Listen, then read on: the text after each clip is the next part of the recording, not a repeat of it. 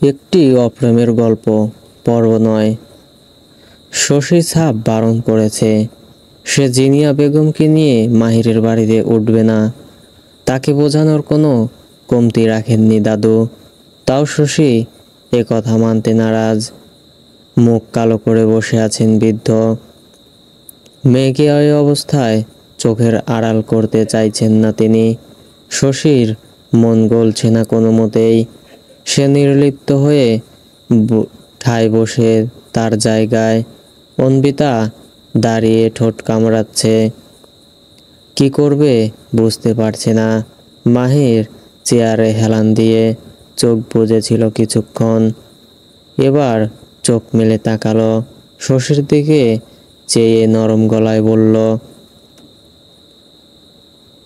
তুই বুঝতে কেন চাইছিস না শশী? ফুফি আমাদের এখানে থাকলে ওনার সেবা যত্ন ভালোভাবে হবে। আমি তাই ভিতকেও থাকতে বলেছি। আমাদের সবার চোখের সামনে থাকলে চিকিৎসায় কোনো ব্যাঘাত ঘটবে না।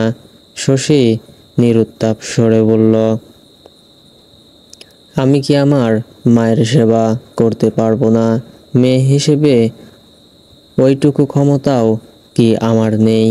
মাহির ছোট্ট নিঃশ্বাস ফেলে বলল, আমি তা বলছি না। ফুফির এখন সব সময় চেক আপের মধ্যে থাকতে হবে। তোদের বাড়ি থেকে নার্সিং হোমে আনা নেওয়ার কষ্টসাধ্য ব্যাপার। আমরা ফুফির সুবিধার কথা ভেবেই বলছিলাম। এখন বাকিটা তোর ইচ্ছে। তুই না চাইলে আমি জোর করব না। দাদু তাল মিলিয়ে বললেন, শশী নানুমণি, মাহির যা বলছে মেনে নাও। জিনিয়া আমাদের সাথেই থাকুক। আমরা সবাই ওর পাশে থাকলে ওর সুস্থ হতে বেশি সময় লাগবে না। শশী চিন্তায় পড়ল। মস্তিষ্ক জুড়ে শখানেক চিন্তা ঘুরপাক খাচ্ছে। কত কিছুর পর ওই বাড়িতে থাকতে বড্ড অহমিকায় লাগছে তার। কিন্তু মায়ের অবস্থাও ভালো না। যতই মুখে বলুক সে একা পারবে, তবে মায়ের পাশে এখন তার পুরো পরিবারকেই প্রয়োজন। চিন্তার পাহাড় ভেঙে শশী তাই দীর্ঘশ্বাস ফেলে বলল, বেশ তবে তাই হবে। শশীর সম্মতি পেয়ে খুশি হলো সবাই। মাহির তাই ভিতকে ডেকে ফুপির রিলিজের ব্যবস্থা করতে বলল। ব্রজগোলের মধ্যখানে একটা ছোট্ট কালো চা দেখেছে আভা। তার মৃগনা রাঙিয়েছে নিকষ আধারে। ঠোঁটগুলো খালি রাখল, চুলগুলো বেনি করে ঝুলালো পেছনে। আয়নায় নিজেকে দেখে লজ্জ হাসল। কলিং বেলের শব্দ হলো তখনই। ওড়না গায়ে দিয়ে ছুটে দরজার কাছে গিয়েই বাবাকে দেখে থামল সে। হাসল কিঞ্চিত, বলল, গানের স্যার এসেছেন বোধ হয়। তার বাবা দরজা খুললেন। বাইরে সৌম্য দর্শন এক পুরুষ দেখে নির্মল হাসলেন তিনি। বললেন, অয়ন আবার গানের টিচার? অয়ন অপ্রস্তুত হাসল, মাথা নাড়িয়ে বলল, জি। আভার বাবা দরজা থেকে সরে দাঁড়িয়ে বললেন, ভেতরে এসো।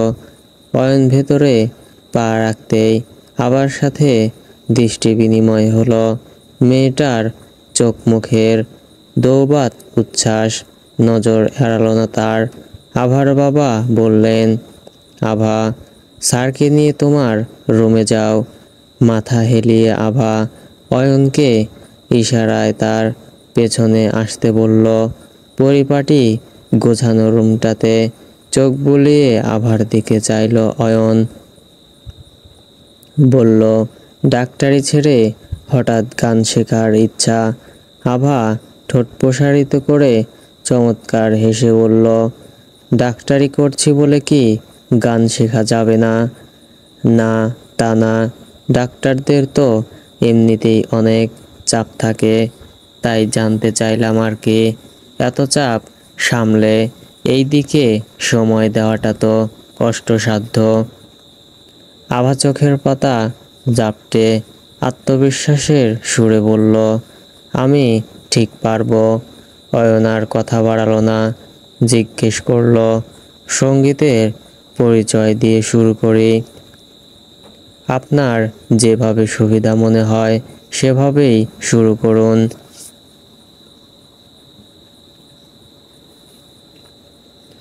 অয়ন গলা ঝেড়ে প্রথমে গানের হাতে খড়ি শোনা শেখালো, সুর তাল সম্পর্কে জ্ঞান দিল অনেক। আভা সব বুঝল কিনা কে জানে, সে ফ্যাল ফ্যাল করে চেয়ে কেবল শুনেছে সব। অয়ন জিজ্ঞেস করলো, বুঝেছেন সব? আভা মাথা হেলিয়ে বলল, জি। বেশ, কয়েকটি সুরের ধরন বলুন তো। আভার সম্বিত ফেরে। অয়ন যেন কি বলেছিল এখন ঠিক সাজাতে পারছে না। সে মাথা নুইয়ে ঠোঁট কামড়ে ধরে ভাবছে। অয়ন শানিত দৃষ্টিতে দেখছে তাকে। মেয়েটা যে মোটেও মনোযোগ দিচ্ছে না তা প্রথমেই বুঝতে পেরেছিল। কোনো উত্তর না পেয়ে জলদ গম্ভীর স্বরে সে বলল, মনোযোগ না থাকলে অযথা আমার সময় নষ্ট করবেন না। যদি সত্যিই গান শিখতে চান তবে পূর্ণ মনোযোগ দিন। আভা চোখ তুলে তাকালো, তার কাজল ভেজা আখিতে চোখ রাখল না অয়ন। মেয়েদের কাজল চোখে জাদু থাকে, এক জাদুর কবলে পড়ে তার আজ এই অবস্থা। আবার নতুন করে একই সমস্যায় পড়তে চায় না সে। তাই পিলংবর্ণ চোখ রাখল খসখসে খাতার কাগজে, বলল, আমি এখানে সব লিখে দিচ্ছি, কাল এসে আবার জিজ্ঞেস করব। আভা মাথা হেলিয়ে বলল, আচ্ছা। চোখ মেলে তাকাতে পারলেও মুখে রা নেই জিনিয়া বেগমের। বিছানার ওপর পড়ে আছেন একটা জড়বস্তুর ন্যায়। শশী তাকে স্যুপ খাওয়াচ্ছে অতি যত্নে। তিনি ঠোঁটটুকু ফাঁক করতে পারছেন না। শশীর চোখ ভিজে ওঠে। মায়ের মুখে হাত বুলিয়ে বলে, তুমি তাড়াতাড়ি সুস্থ হয়ে ওঠো মা, তোমাকে এভাবে দেখে আমার যে বড্ড কষ্ট হচ্ছে। জিনিয়া বেগম নির্বাক ফ্যাল ফ্যাল করে চেয়ে আছেন মেয়ের ক্রন্দনরত মুখের দিকে। হয়তো কিছু বলতে চাইছেন, পারছেন না। শশী ফের বলল, জানো, তোমার উপর আর কেউ রেগে নেই, তুমি আর কষ্ট পেও না মা, সবাই তোমাকে অনেক ভালোবাসে। শশী চোখ মুছে উঠে দাঁড়ালো, ঔষধ খাওয়াতে হবে। অন্বিতা রুমে প্রবেশ করে তখন, হাতে একটা পানির পাত্র আর সুতি কাপড়। শশীর দিকে চেয়ে বলল, আপু, ঔষধ খাওয়ানোর পর ফুপির শরীরটা মুছে দিব। শশী ঔষধ দেখতে দেখতে বলল, রেখে যাও, আমি করে নিব। অন্বিতা ইতস্তত সুরে বলল, আমি একটু সাহায্য করি।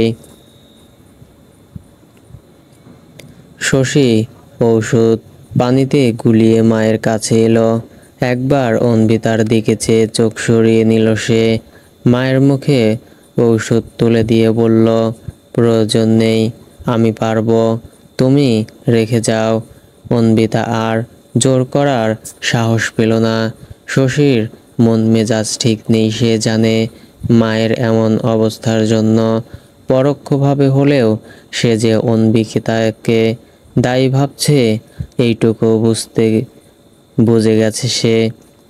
তাই অযথা কথা না বাড়িয়ে রুম থেকে বেরিয়ে এলো। মাহির ওয়াশরুম থেকে বেরিয়ে অন্বিতাকে চুপচাপ বসে থাকতে দেখে তার পাশে বসলো। জিজ্ঞেস করলো, কি ব্যাপার, মন খারাপ? অন্বিতা মাথা নাড়িয়ে না বলল।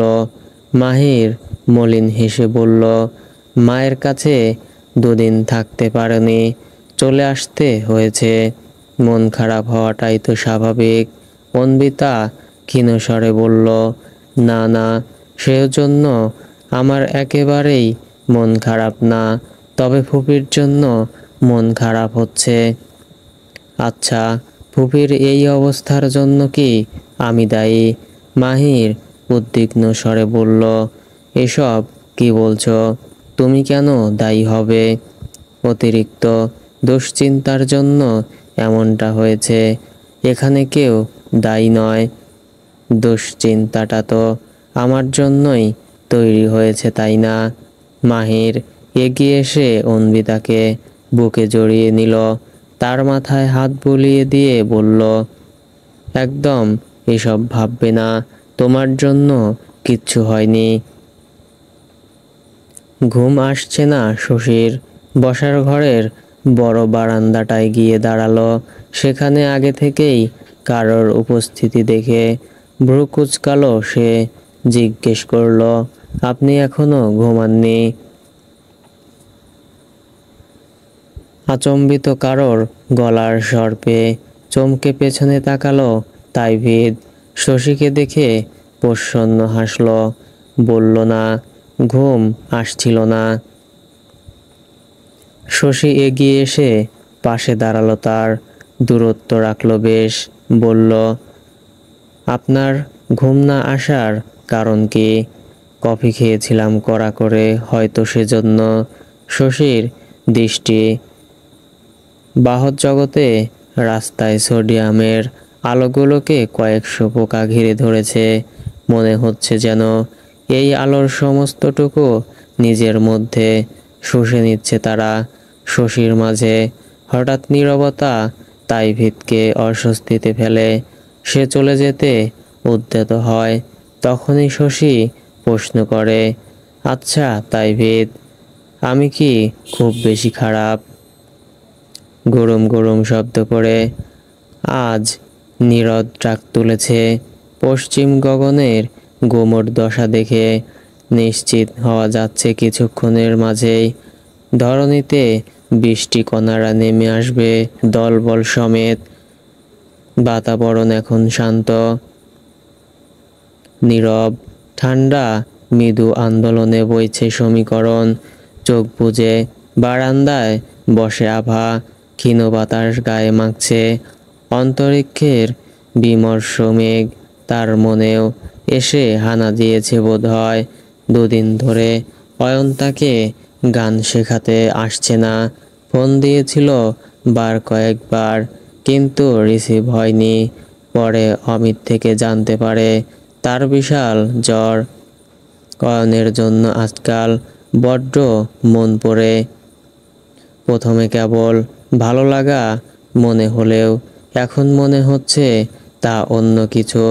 শুধু ভালো লাগাতে কারো জন্য কারোর মন পড়ে না, মন পড়ে ভালোবাসাতে। ছোট্ট দীর্ঘশ্বাস ফেলে আভা। আকাশের অবস্থা ভালো নয়। অয়নও একেবারে সুস্থ হয়নি, আজও আসবে না নিশ্চয়ই। ক্ষুণ্ণ মনে ভেতরে আসার জন্য উদ্যত হতেই আবার থমকে দাঁড়ায়।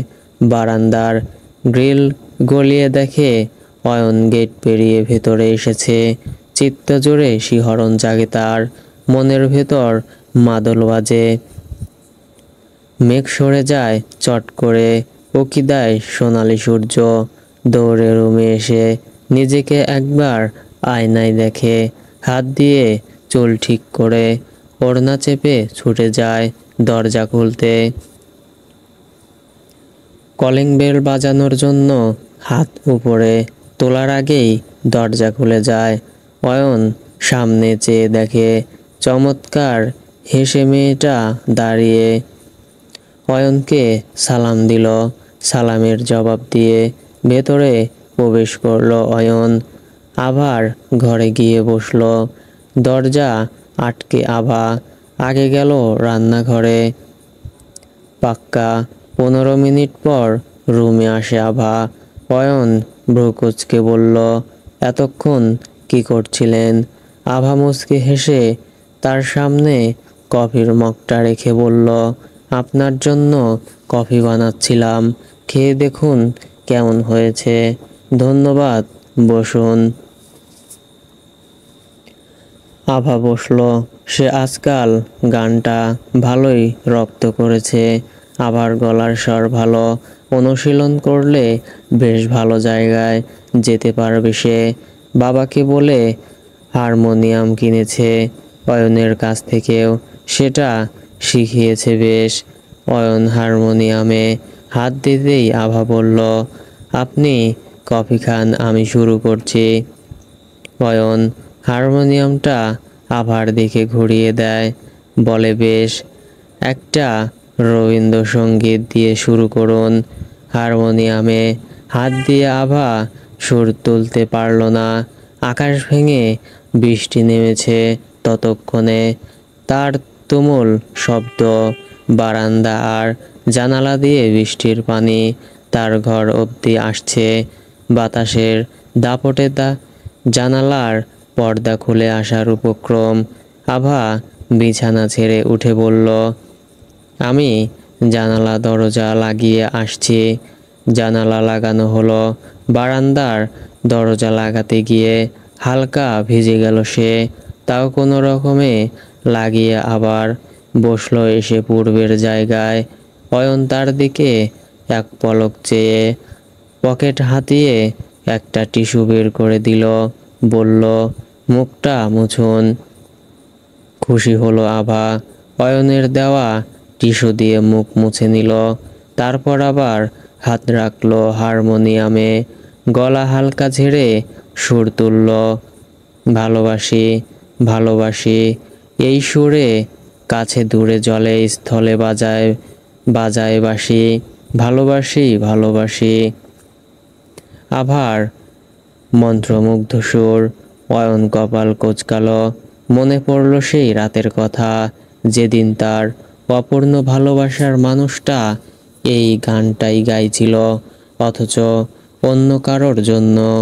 আজ আভার মুখে এই গান শুনে বক্ষের সুপ্ত পীড়া তরতরিয়ে বাড়ল। আবার এক সেকেন্ড বিরতি নিয়ে গাইল আবার, আকাশে কার বুকের মাঝে ব্যথা বাজে, দিগন্তে কার কালো আখি, আখির জলে যায় ভাসি ভালো। বাকিটা শেষ করার আগেই অয়ন বলল, থামুন। থেমে গেল আভা, ঢোক গিলে চাইল অয়নের দিকে। অয়ন কি তবে বুঝে গেল কি আভা যে তার মনের অনুভূতি প্রকাশের জন্যই গানটা গেয়েছে। অয়নের বুকের ভেতর ঢিপ ঢিপ করছে, আভা কেন এই গান গাইল? সে যে এই দহনে দুইবার পড়তে চায় না।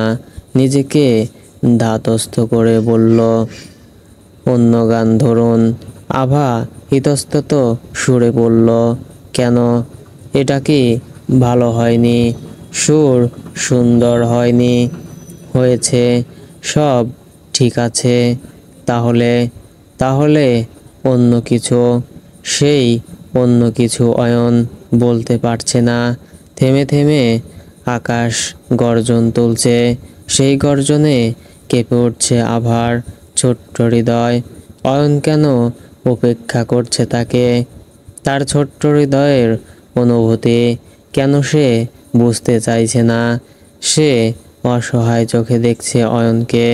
অয়ন সেই দৃষ্টি অগ্রাহ্য করে বলল, কি হলো, বসে আছেন যে? অন্য গান শুরু করুন।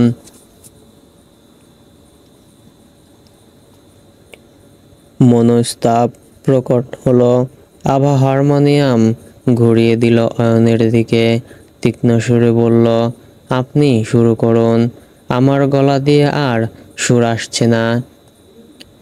অয়ন কিছু বলল না, জানতে চাইল না সুর না আসার কারণ। অভিমান করে বসে রইল আভা। সে আজকে আর গানই গাইবে না। জানালা দিয়ে বাহিরের আষাঢ়ে নৃত্য দেখছে অন্বিতা। সেই নৃত্যে গাছগুলো এমনভাবে মাথা ঝাঁকাচ্ছে যেন এক্ষুনি মাথা তুলে পড়বে বোধ হয়।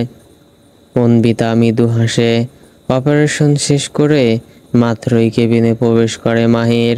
অন্বিতাকে দেখে জানালার সামনে দাঁড়িয়ে থাকতে সে হাত মুখ ধুয়ে এসে তার পাশে দাঁড়ায়। বাইরে তাকিয়ে জিজ্ঞেস করে, কি দেখছ? অন্বিতা মৃদু হেসে বলে, বৃষ্টি। মাহির পুনশ্চ কিছু বলার আগেই অন্বিতা উত্তেজিত স্বরে বলে ওঠে, এই বৃষ্টিতে ভিজবে? অসম্ভব, জ্বর বাঁধাবে নাকি? ভ্রু কুঁচকালো অন্বিতা, বলে, সেদিন তো ভিজেছিলে। আমি অতবার বলার পরেও আমার কথা শোনোনি। আমিও আজ তোমার কথা শুনবো না, চলো। মাহিরের হাত টেনে ধরে অন্বিতা। মাহির জিজ্ঞেস করে, কোথায়? ছাদে। তোমার নার্সিং হোমের ছাদটা বেশ সুন্দর, সেখানে সুন্দর মতো বৃষ্টি বিলাস করা যাবে। পাগল হয়েছে তুমি? বৃষ্টিতে ভিজে এই ভেজা শরীর নিয়ে এখানে থাকবে কি করে? আমার সন্ধ্যায় আরেকটা অপারেশন আছে। আরে ভিজে বাসায় চলে যাব, তারপর ফ্রেশ হয়ে সন্ধ্যার আগে চলে এলেই হবে। এখন এত কথা না বলে চলো তো। অন্বিতার কাছে পরাস্ত হয়ে তার পথেই পা বাড়ালো মাহির। ছাদে গিয়েই ছুটে মাঝখানে গিয়ে দাঁড়ালো অন্বিতা। হাতের ইশারায় মাহিরকে ডাকলো। মুচকি হেসে এগিয়ে এলো মাহির। অন্বিতা দুই হাত মেলে চোখ বুজে দাঁড়িয়ে। বর্ষণে তার পুরো বদন সিক্ত, চোখের ভেজা পাপড়ি, কপাল ল্যাপটানো চুল আর সিক্ত ঠোঁট দেখে মাহিরের বেহায়া মন উস্কে উঠল। এটা তার নার্সিং হোম, এখানে সে একজন ডাক্তার ভুলে বসলো বেমালুম। সহসাই কাছে টেনে নিল অন্বিতাকে। চোখ পিট পিট করে তাকালো অন্বিতা মাহিরের চঞ্চল চোখ দেখে। হালকা শাসিয়ে বলল, একদম না ডাক্তার সাহেব, এটা আপনার নার্সিং হোম, ভুলে যাবেন না। মাহির এগিয়ে এলো, ফিসফিসিয়ে বলল, তুমি যে আমার বউ সেটাও তো ভুলতে পারছি না। মাহিরের অবাধ্য হাতের বিচরণে শিউরে উঠল অন্বিতা। আশেপাশে চেয়ে দেখল একবার, ধীর গলায় বলল, এখানে আমি আপনার জুনিয়র, আপনি আপনার জুনিয়রের সাথে অসভ্যতাম করছেন। মাহির তার গালে গাঢ় চুম্বন এঁকে বলল, বেশ করেছি, আরও করব। অন্বিতা ঠেলে সরাতে চাইল তাকে, ব্যর্থ হলো। মাহির হাসল কিঞ্চিত, বলল, আমাকে সরানোর শক্তি এখনো হয়ে ওঠেনি তোমার। বৃষ্টির বেগ বেশি, অন্বিতার চেয়ে থাকলেও বেগ পোহাতে হচ্ছে। তার ঠোঁট গলিয়ে পড়া পানিতে দৃষ্টি মাহিরের তৃষ্ণা বাড়ল। অচিরাত অন্বিতার কপালে কপাল ঠেকালো। টের পাচ্ছে মেয়েটার নিঃশ্বাসের গতি বেড়েছে। হয়তো বুকে কান পাতলেই শুনতে পেত ভয়ানক দ্রিম দ্রিম শব্দ। এত বৃষ্টি, এত শীতলতার মাঝেও তরতরিয়ে শরীরের উষ্ণতা বেড়ে গিয়েছে অন্বিতার। মাহিরের ঘনিষ্ঠতা তাকে বড্ড যন্ত্রণা দেয়, মনের অবস্থা বেগতিক করে তোলে। আর শরীরেরটা তো নাই বলুক। বেহায়া মনের বেহায়াপনা সামলানোর সাধ্য নেই মাহিরের। সে চেষ্টাও করল না। বউ তার বেহায়াপনা এই ক্ষেত্রে হালাল, তাই নিজের উন্মাদনা মেটাতে ঠোঁট বসালো অন্বিতার সিক্ত কম্পিত ওষ্ঠপুটে। নিঃশ্বাস টেনে ধরল অন্বিতা। মনে হচ্ছে মাহির যেন তার সমস্ত শক্তি শুষে নিচ্ছে। শরীরের অবস্থা বেশ উন্নতি হয়েছে জিনিয়া বেগমের। তিনি এখন কথা বলতে পারেন, হাত পা নাড়াতে পারেন, তবে হাঁটতে অসুবিধা হয় খানিক। ওনাকে নিয়ে শশী মাহিরের নার্সিং হোমে এসেছে রেগুলার চেক আপের জন্য। হুইল চেয়ারে মাকে বসিয়ে কিছুটা এগিয়ে যেতেই তাই ভিতকে দেখে হাতে ফাইল নিয়ে সে হয়তো মাহিরের কেবিনের দিকেই যাচ্ছিল। শশীকে দেখে থামে তাইভীদ। প্রসন্ন হেসে এগিয়ে আসে, বলে, চলে এসেছেন, স্যারের কেবিনে বসুন। স্যার ওয়ার্ডে গিয়েছেন, কিছুক্ষণের মাঝেই চলে আসবেন। শশী মুচকি হেসে মাথা হেলিয়ে মাহিরের কেবিনে গেল। তাইভীদ ফাইল রেখে গেল মাহিরের ডাকতে। কিছুক্ষণ পর কেবিনে এলো মাহির আর অন্বিতা। মাহির এগিয়ে এলো ফুপির কাছে, বলল, অপেক্ষা করানোর জন্য দুঃখিত ফুপি। ওয়ার্ডের এক পেশেন্ট হঠাৎই ভীষণ অসুস্থ হয়ে পড়ে, তাই আসতে একটু সময় লেগেছে। জিনিয়া বেগম কোমল স্বরে বললেন, তুমি তো তোমার কাজ করছিলে, এতে দুঃখ প্রকাশ করার কিছু নেই। মাহির এবার অন্বিতার দিকে চেয়ে বলল, অন্বি, তুমি ফুপিকে নিয়ে চেক আপ রুমে যাও, আমি আসছি। ফুপিকে নিয়ে চেক আপ রুমের দিকে আগালো অন্বিতা। তাইভীদের দেওয়া ফাইলটা বুঝিয়ে দিয়ে মাহিরও সেদিকে গেল। শশী বসে রইল সেখানে। চেক আপ রুমে বাইরের কারোর ঢোকার অনুমতি নেই। ফাইল গুছিয়ে এসে পাশে বসলো তাইভীদ। সপ্রতিভ হয়ে চাইল শশী। তাইভীদ মুচকি হেসে বলল, কফি খাবেন? আপনি বানালে খেতে পারি। তাইভীদ বিষণ্ণ সুরে বলল, এখানে আমি কফি বানাবো কি করে? শশী অন্যদিকে চেয়ে বেখেয়ালির স্বরে বলল,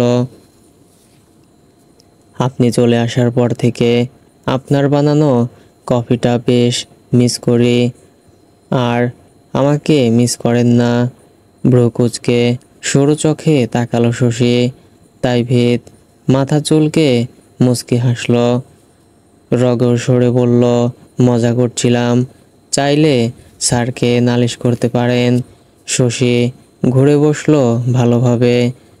ক্ষিপ্ত হয়ে জিজ্ঞেস করল, কথায় কথায় বারবার আপনার স্যারকে নালিশ করতে বলেন কেন? আমি কি নালিশ করা ছাড়া আর কিছু পারি না?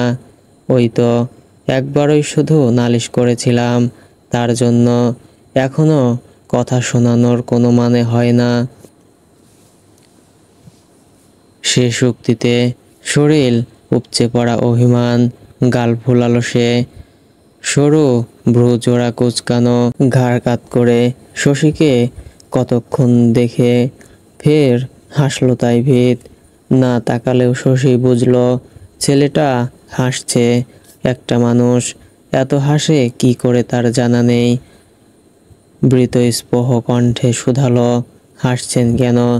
আমি হাসির কথা বলিনি। আমার ওপরও আপনার অভিমান হয়, সেই ভেবেই হাসছি।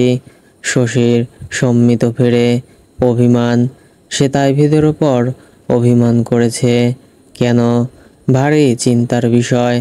তাইভীদ ওই বাড়ি থেকে চলে আসার পর থেকেই অদ্ভুত সব চিন্তা হচ্ছে তার। আর সেই সব চিন্তার কেন্দ্রবিন্দু হলো তাইভীদ।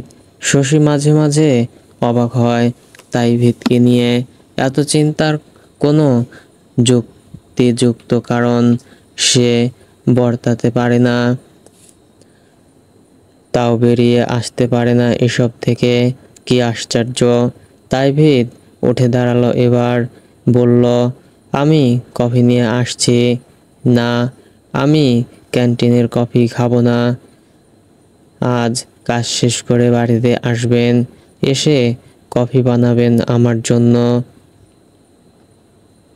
কথার সুরে অনুরোধ নয়, বরং যেন অধিকার খুঁজে পেল তাইভীদ। সে পূর্ণ মেদুর চোখে দেখছে শশীকে।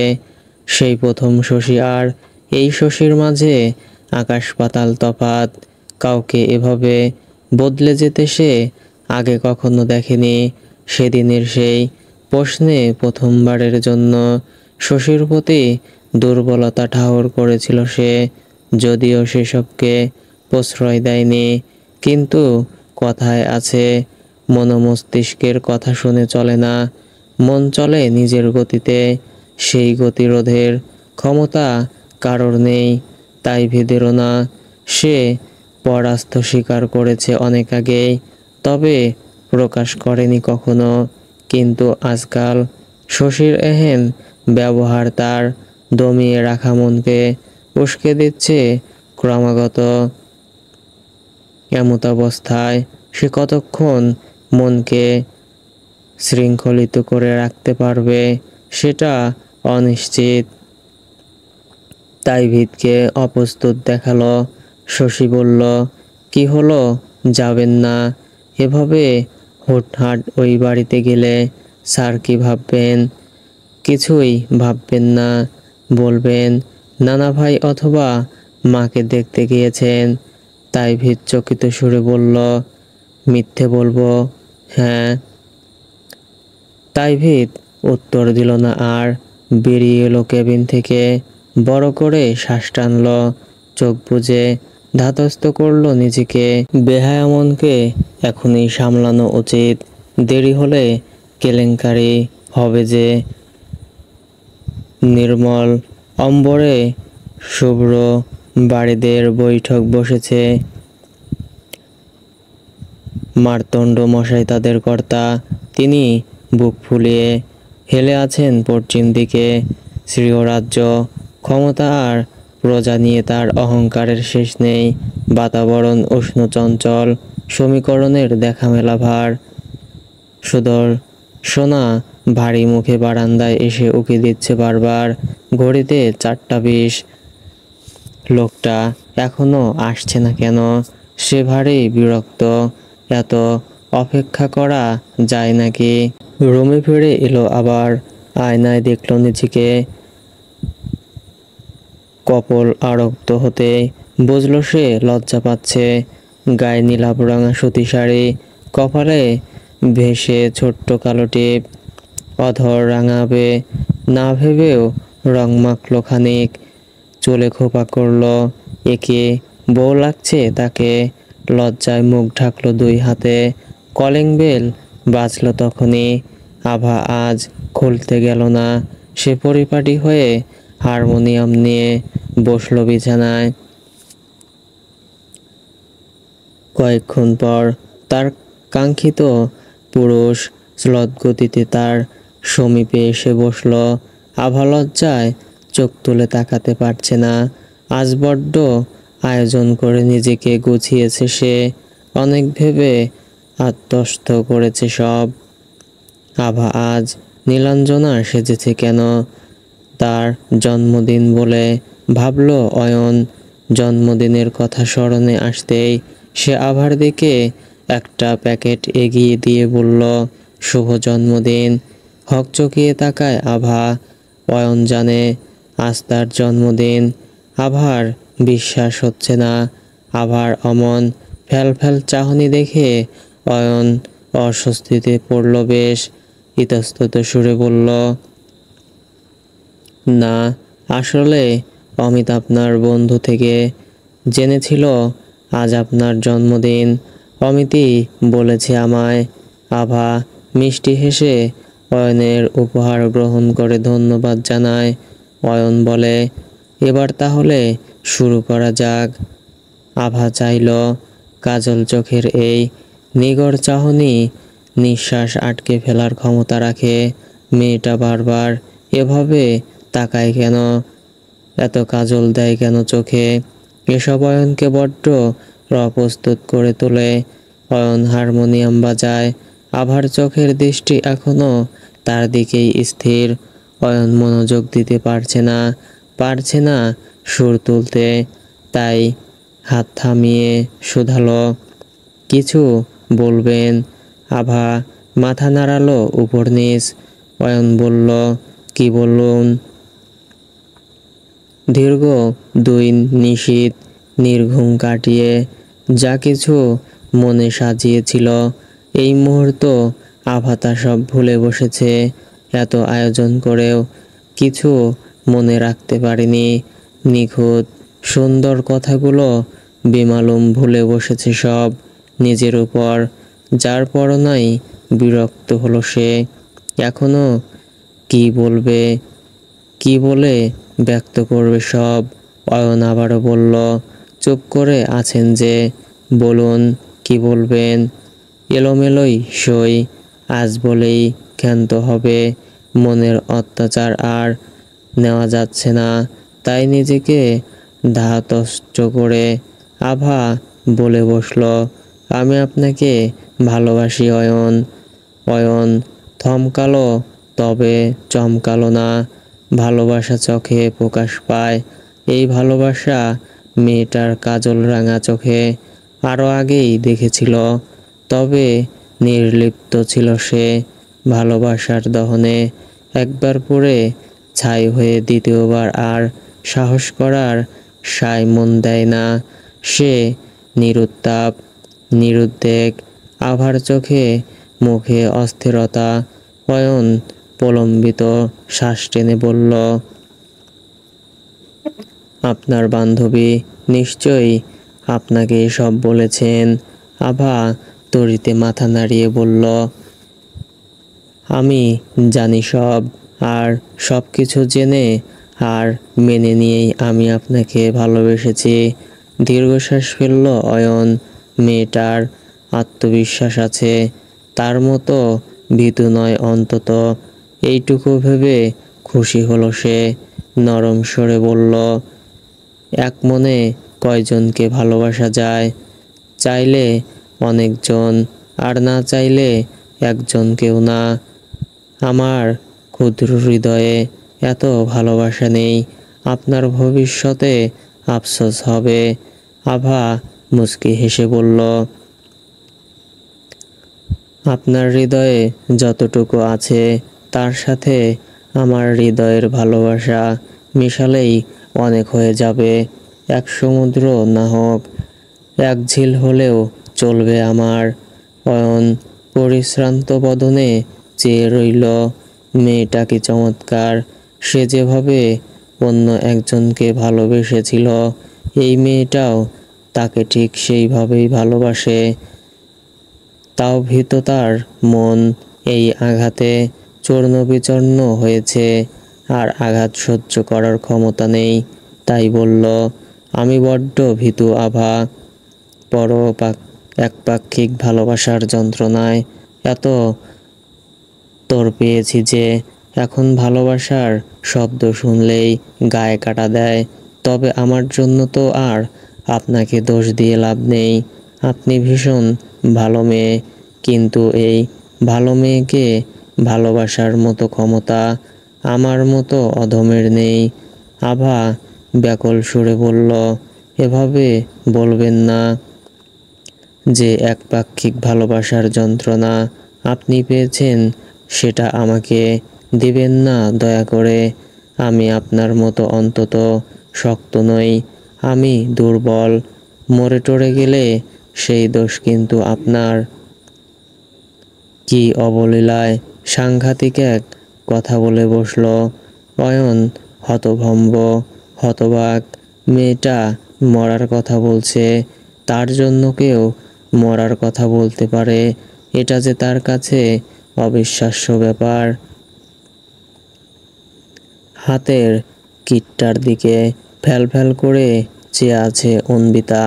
হাতটা কেমন কাঁপছে যেন, নিঃশ্বাসের গতি বাড়ছে, জিভ দিয়ে শুকনো। ঠোঁট ভেজালো সে। বিছানায় গিয়ে একবার চেয়ে দেখল মাহির উপর হয়ে বেঘোরে ঘুমাচ্ছে। চোখ ছলছল করছে তার। চারিদিকে কেমন শুক শুক ঘ্রাণ পাচ্ছে যেন। কিটটা রেখে মাহিরের শিউরে এসে বসল অন্বিতা। বিছানায় হেলান দিয়ে তার মাথায় হাত রাখল, বিলি কেটে দিল তার ঘন চুলে। আরাম পেয়ে ঘুমটা চেপে বসল বোধ হয়। মুচকি হেসে অন্বিতা মাহিরের কানের কাছে মুখ নিয়ে ফিসফিসিয়ে বলল, শুভ সকাল ডাক্তার সাহেব।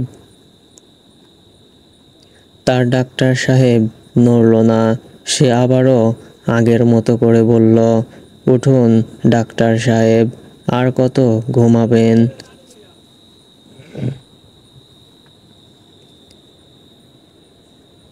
চকারান্ত শব্দ হলো। মাহির বিরক্ত হচ্ছে বুঝতে পেরে অন্বিতার মজা লাগলো ভারী। তাকে আরও একটু বিরক্ত করার লক্ষ্যে চুল দিয়ে কানে সুরসুরি দিল। এবার নড়ে উঠল মাহির। চোখ বন্ধ করেই ভ্রু কুঁচকে বলল, কি শুরু করলে? উঠো। হুম, একটু পর। অনেক বেলা হয়েছে। কয়টা বাজে? 10টা। 10:30টায় ডেকো। এই বলে সে অপর পাশ ফিরে ঘুমের প্রস্তুতি নিল। আবার উঠে দাঁড়ালো অন্বিতা। এভাবে উঠানো সম্ভব নয়। এদিকে পেটের ভেতর তার মোচড় দিচ্ছে। অতিরিক্ত উত্তেজনায় এমন হচ্ছে বোধ হয়। সে কিটটা এনে আবারও আগের জায়গায় বসলো। মাহিরের দিকে হালকা ঝুঁকে তার চোখের সামনে কিটটা ধরে বলল, চোখ খুলুন ডাক্তার সাহেব। মাহিরের সাড়া পাওয়া গেল না। অন্বিতা উত্তেজনা ধরে রাখতে পারছে না। সে ফের বলল, তাকাও না। পিটপিট করে এবার তাকালো মাহির। অন্বিতার দিকে চেয়ে ভারী স্বরে বলল, কি? আমার দিকে না, আমার হাতের দিকে তাকাও। ঘুমে চোখ মেলতে পারছে না বেচারা, তাও বইয়ের কথা রাখতে তার হাতের দিকে তাকালো। প্রথমে বুঝতে না পেরে বলল, কি এটা? চোখ মেলে ভালোভাবে তাকান ডাক্তার সাহেব।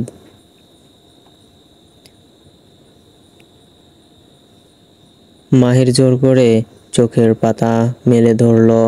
ভ্রু উঁচিয়ে বোঝার চেষ্টা করলো জিনিসটা কি। কিছু একটা বুঝতেই মস্তিষ্ক সজাগ হলো। অচিরাত দুর্বার গতিতে উঠে বসল সে। অন্বিতার হাত থেকে কিটটা নিয়ে ভ্রু কুঁচকে চেয়ে রইল কতক্ষণ। অন্বিতা ঠোঁট কামড়ে লাজুক মুখে মাহিরকে দেখছে। মাহিরের প্রতিক্রিয়া কি হবে তা ভেবে বুকের ভেতর টিপ টিপ করছে তার। ঘাড় ঘামছে, হাত ঘামছে। মাহির কয়েক মুহূর্ত কিট দেখে এবার অন্বিতার দিকে চাইল। অন্বিতার চোখ মুখের উচ্ছ্বাস আর উত্তেজনা ঠাহর করতে পারল না বেশ। মাহির কম্পিত সুরে বলল, আমি কি বাবা হতে চলছি অন্বি? অন্বিতা ভ্রু কুঁচকে বলল, ডাক্তার হয়েও কিটের 2 দাগের অর্থ বুঝতে না পারলে তুমি কেমন ডাক্তার?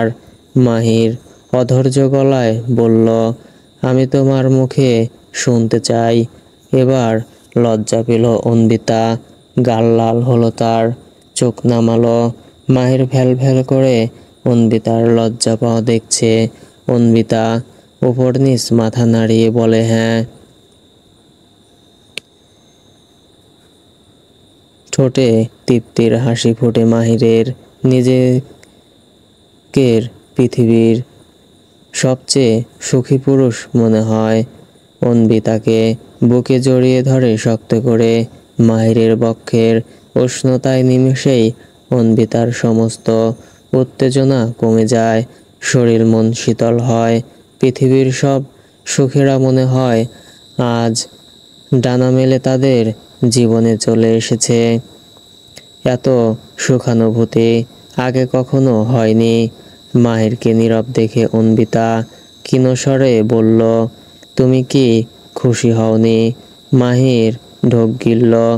শরীরের প্রতিটি শিরা উপশিরা জুড়ে যে আন্দোলন চলছে তা যদি একটু প্রকাশ করতে পারত। সে বিলম্বিত শ্বাস টেনে বলল, সুখে কেউ মারা যায় অন্বি? আমার মনে হচ্ছে আমি এখন মারা যাব। জবাব পেয়ে অন্বিতা মাহিরকে শক্তভাবে জড়িয়ে ধরে, তার বুকে নাক ঘষে নরম গলায় বলে, এভাবে বলবে না। তোমার আমার, আমাদের একসাথে আরও অনেক মুহূর্ত কাটানো বাকি। সৃষ্টিকর্তা আমাদের সেই ইচ্ছে পূরণ করুক, আমিন। অন্বিতা মাথা তুলে চাইতেই তার কপালে চুমু আঁকল মাহির। তারপর চোখের পাতায় গালে নাকে ঠোঁটে সদ্য প্রস্ফুটিতে গোলাপ ফুলের ন্যায় আড়ষ্ট হলো অন্বিতা। লজ্জায় আবারও মুখ লুকালো তার। ডাক্তার সাহেবের প্রশস্ত বক্ষে মাথায় হাত বুলিয়ে দিয়ে মাহির বলল, আমাকে পৃথিবীর সব থেকে সুখী পুরুষ বানানোর জন্য তোমাকে ধন্যবাদ অন্বি। শুধু ধন্যবাদে হবে না ডাক্তার সাহেব, আমার উপহার লাগবে। কি লাগবে বলো? তুমি আজ যা চাইবে তাই দিব। চট করে উঠে বসলো অন্বিতা। আনমনা হয়ে বলে উঠল তার মন। বলল, সত্যি তো, যা চাইবো তাই দিবে। একবার চেয়েই দেখো। অন্বিতা আর জড়তা না দেখিয়ে বলল, শশী আপু আর তাইভিদ ভাইয়াকে একে অপরকে পছন্দ করেন, কিন্তু তাইভিদ ভাইয়া তোমার ভয়ে বিষয়টা আগাতে পারছেন না। আমি চাই তুমি ওনাদের বিয়ের ব্যবস্থা করো। আচম্বিত এমন কিছু শুনবে মাহির আশা করেনি। সে হতভম্ব, হতবাক। শশী তাইভিদের সম্পর্ক হতে পারে কল্পনাতেও আসেনি তারা। অন্বিতা উদ্বিগ্ন সুরে বলল, তুমি কিন্তু বলেছ আমি যা চাইবো তাই দিবে, এখন না করতে পারবে না? মাহির এক পলক সময় নিয়ে বলল, ফুপি জানেনই সব। হ্যাঁ, শশী আপু তার পছন্দের কথা ফুপিকে জানিয়েছেন। এখন শুধু তুমি দাদুর সাথে কথা বলে ব্যাপারটা আগালেই হবে। মাহির চিন্তিত সুরে বলে, শশী তো প্রথম দিকে তাইভিদকে সহ্যই করতে পারতো না। ওদের মাঝে সম্পর্ক তৈরি হলো কিভাবে? অত কিছু তো আমি জানি না, তবে ওনারা যে একে অপরকে পছন্দ করেন সেটা তাইভিদ ভাইয়া আমাকে বলেছেন। আচ্ছা, আমি ভেবে দেখব। ভেবে দেখার কি আছে? তাইভিদ ভাইয়া তো যথেষ্ট ভালো ছেলে। তাইভিদ নিঃসন্দেহে ভালো ছেলে।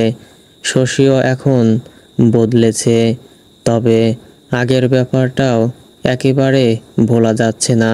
হুট করেই একটা সিদ্ধান্ত নিয়ে নিলে তো হবে না। বিয়েটা সারা জীবনের সম্পর্ক, ভেবেচিন্তে তারপর আগানো উচিত। মনক্ষুণ্ণ হলো অন্বিতার। মাহির তা দেখে স্মিত হেসে বলল, তোমার চাওয়া পূর্ণ হবে, তবে সময় দাও একটু। আমি সব কিছু দেখে শুনে তারপর কথা আগাবো। অন্বিতা প্রসন্ন হেসে মাথা নাড়ালো। মাহির বলল, এখন আগে যেটা প্রয়োজন সেটা করতে হবে। নার্সিং হোমে গিয়ে আগে টেস্ট করাতে হবে তোমার। অন্বিতা উঠে দাঁড়ালো, বলল, আচ্ছা তুমি ফ্রেশ হয়ে এসো। মুখ কালো করে দাঁড়িয়ে আছে আভা। গোলগাল মুখ বিধায় গালগুলো একটু বেশিই ফোলা লাগছে এখন। ভ্রুযুগলের ভাঁজ আর শানিত দৃষ্টি বলে দিচ্ছে মেজাজ বেশ তুঙ্গে তার। আর হবে নাই বা কেন? নিজের প্রাণপ্রিয় পুরুষের সাথে অন্য নারী হেসে খেলে কথা বললে মেজাজ তো বিগড়াবেই। এখন তো মনে হচ্ছে এভাবে এসেই ভুল হয়েছে তার। কলিগের সাথে কথা শেষ করে আভার সামনে গিয়ে দাঁড়ালো অয়ন। কিঞ্চিত হেসে জিজ্ঞেস করলো, আপনি হঠাৎ এখানে?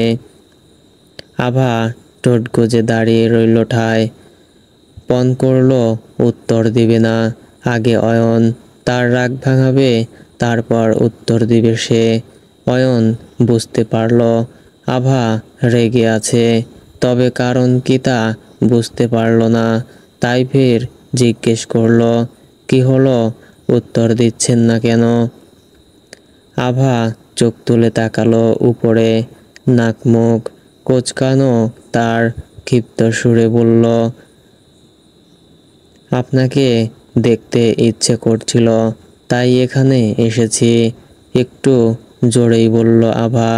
অয়ন খানিকটা চমকে আশেপাশে তাকালো, কেউ শুনলে কিনা দেখার জন্য।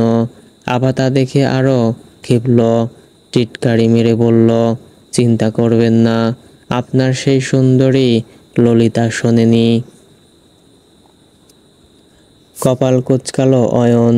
শ্যামবর্ণ পুরুষটা কপাল কুঁচকালে মারাত্মক লাগে। আবার তখন নতুন করে প্রেমে পড়তে ইচ্ছে করে, তবে আপাতত সে অনুভূতি জোয়ারে না ভেসে শক্ত করলো নিজেকে। অয়ন জিজ্ঞেস করলো, কে সুন্দরী ললিতা? কেন? একটু আগে যার সাথে হেসে হেসে কথা বলছিলেন, এত হেসে এই 6 মাসে তো আমার সাথে একবারও কথা বলেননি। অয়ন বুঝলো এতক্ষণে মেয়েলি ব্যাপার, হিংসা তাদের অস্থিমজ্জায় বাহিত। হাসি পেল তার, তবে প্রকাশ করলো না। বলল, আপনি তো আর আমার কলিগ না, আপনি হলেন আমার ছাত্রী। আপনার সাথে হেসে হেসে কথা বলার তো সম্পর্ক না আমার। বুকের ভেতরে স্যাঁত করে উঠল। সেই 6 মাস আগে লোকটার সব সময় নিয়েছিল তার কাছে। বলেছিল কয়দিন সে তাকে অবশ্যই গ্রহণ করবে, তবে সেই সময় এখনো আসেনি। আর মেয়েটা সেই সময়ের অপেক্ষা করতে করতে দিশেহারা প্রায়। তার অভিমান হলো বড্ড। তার সাথে হেসে হেসে কথা বলার মতো সম্পর্ক নেই, অন্য মহিলার সাথে ঠিকই সেই সম্পর্ক আছে। রাগে অভিমানে তার কথা বলল না আভা। চলে যাওয়ার জন্য উদ্যত হতেই অয়ন বলল, কোথায় যাচ্ছেন? চলে যাচ্ছি, আমাকে দেখা হয়ে গিয়েছে। আভা চোখ তুলে তাকালো, ক্ষুব্ধ স্বরে বলল, হ্যাঁ। অয়ন কণ্ঠস্বর খাদে নামিয়ে বলল, কিন্তু আমার তো হয়নি। এই বলে সে আভার কপালের টিপটা চেপে ঠিক করে দিয়ে বলল, টিপ উঠে আসছিল কেন? হয়তো নষ্ট হয়ে গিয়েছে, সেদিনও দেখেছিলাম। চলুন, আপনাকে এক পাতা টিপ কিনে দেই। বিষম খেলো আভা। আদতে কথাগুলো অয়ন বলছে কিনা বুঝতে পারছে না। সে ড্যাব ড্যাব করে চেয়ে রইল। অয়ন ভ্রু কুঁচকে বলল, কি হলো, যাবেন না? তড়িতে মাথা নাড়ালো আভা, অবশ্যই যাব। এমন সুযোগ কেউ হাতছাড়া করে নাকি? সো ফ্রেন্ডস, ভুল ত্রুটি হলে ক্ষমার দৃষ্টিতে দেখবেন এবং নিত্য নতুন গল্প দেখতে চাইলে চ্যানেলটি সাবস্ক্রাইব করে পাশেই থাকবেন। এতক্ষণ সাথে থাকার জন্য ধন্যবাদ সবাইকে।